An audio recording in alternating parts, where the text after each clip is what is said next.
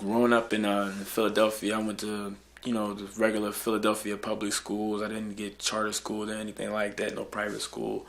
And one of the hardest things growing up was when I was little, I had long hair, real long hair. My hair was 3-4 feet long, went down to my butt, and I used to just wear it in two long plaits, two long braids.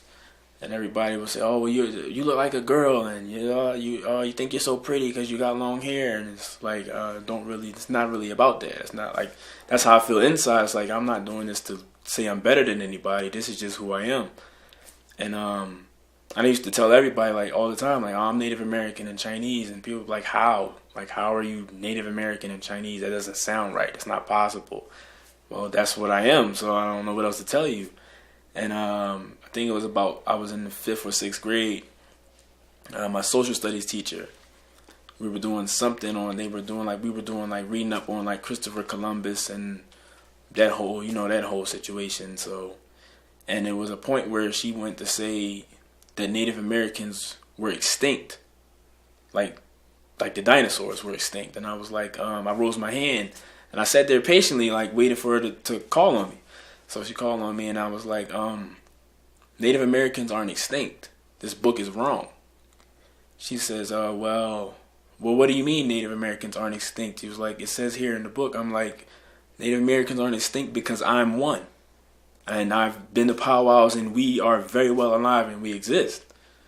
So she's still telling me, well, the book says. I'm like, I don't care what this book says. You can't tell me that I'm not me. And she kicked me out of the class and everything. Had called my dad, called my mom, everybody up to the school, and they were acting like I was trying to reprimand the teacher for telling her that the book was wrong. And so when my mom and my grandma came in, the funny part to that was my grandma. She used to teach. She was a teacher. She used to teach like at the bad school, like where all the bad kids went in Philadelphia, called Cato. And she used to just wear like her medallions or her turtle shell and she has stuff from all different tribes, like her Algonquin jewelry and all of that type of stuff. And she came to the school fully decked out one day in her whole traditional regalia. So everybody was like, well, what is she doing? Where is she dressed up to go? She said, I'm not dressed up. This is how I really dress. This is how my people really dress. She came in her whole Seminole patchwork skirt and everything, and showed up to school to come pick me up. Basically to rub it into the school and the teacher's face, like, this is who we are.